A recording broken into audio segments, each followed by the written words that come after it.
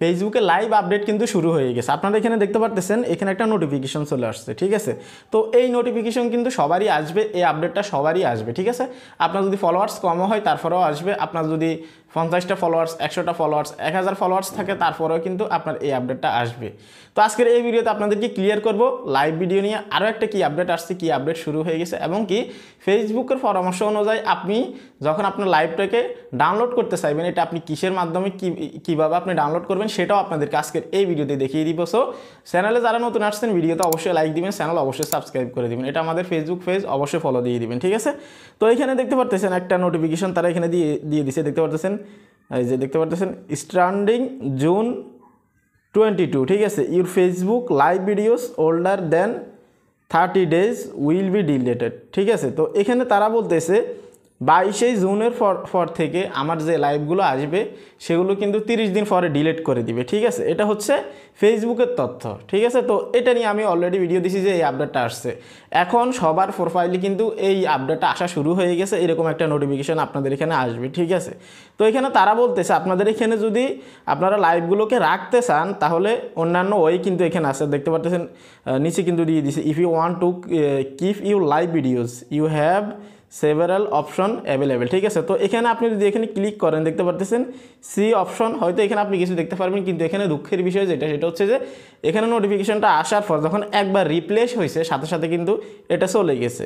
তো এখানে দেখতে পাচ্ছেন সি অপশনে কী ধরনের পলিসি দিয়ে রাখছে এটা আমি এখন পর্যন্ত দেখতে পারি না। আপনাদের কারো যদি আপডেট আসে সেক্ষেত্রে আমাকে একটা স্ক্রিনশট দিবেন আমার মেসেঞ্জারে, ঠিক আছে, আমার পেজে দিয়ে দিবেন, ঠিক আছে। তো এখানে যে বিষয়টা এখন আমি আপনাদেরকে দেখাবো আপনারা কীভাবে ডাউনলোড করবেন, ঠিক আছে। এই নোটিফিকেশনের বিষয়টাতে আপনাদেরকে ক্লিয়ার করলাম।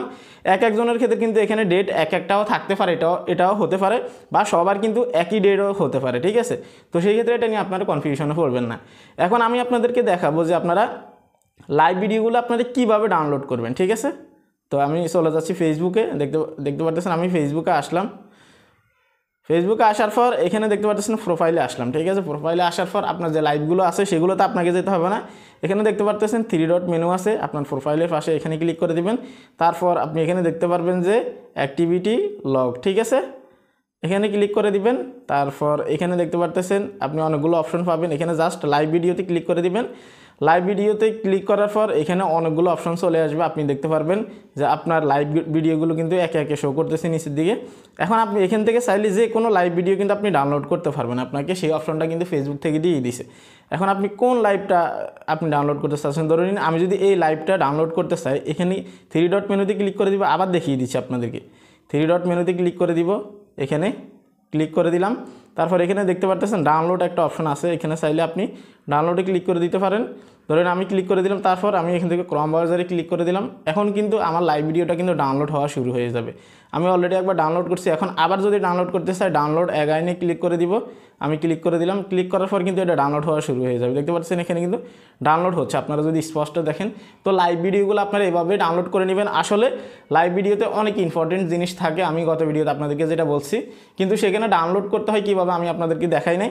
তো এখানে আপনার লাইভ ভিডিওতে যদি কোনো প্রমোশন থাকে বা লাইভ ভিডিও যদি ইম্পর্টেন্ট আপনার কোনো কিছু থাকে সেক্ষেত্রে আপনি ডাউনলোড করে রেখে দিতে পারবেন। তো আমি অলরেডি ডাউনলোড করছি, আপনারা চাইলে এভাবে ডাউনলোড করতে পারেন, ঠিক আছে। আর যদি আপনাদের ইম্পর্টেন্ট না হয় সেক্ষেত্রে আপনার ডাউনলোড না করলেও সমস্যা নেই, 30 দিন পরে কিন্তু আপনাকে যে ডেট দিবে সেটার পর থেকে কিন্তু 30 দিন পর আপনার লাইভগুলো ডিলিট হয়ে যাবে।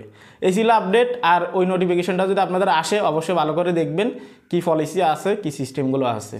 তো ভালো থাকবেন, সুস্থ থাকবেন, আল্লাহ হাফেজ।